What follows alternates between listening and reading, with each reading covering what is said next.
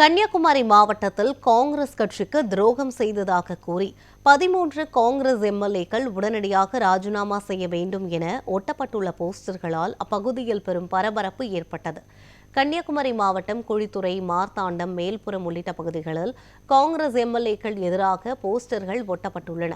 அதில் காங்கிரஸ் கட்சியின் மூத்த தலைவர் ராகுல் காந்தியின் ஆதரவால் எம்எல்ஏக்களாகி தற்போது கட்சிக்கு துரோகம் செய்கிற 13 காங்கிரஸ் எம்எல்ஏக்கள் உடனடியாக ராஜினாமா செய்ய வேண்டும் என போஸ்டர்களில் தெரிவித்திருந்தனர். மேலும் கட்சியின் முடிவுக்கு கட்டுப்படாத எம்எல்ஏக்களும் மீண்டும் வாய்ப்பு வழங்கக்கூடாது என கோரிக்கை வைத்தனர்.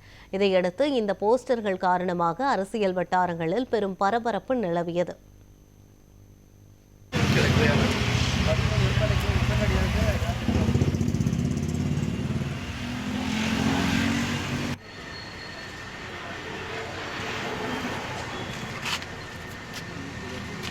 എന്താ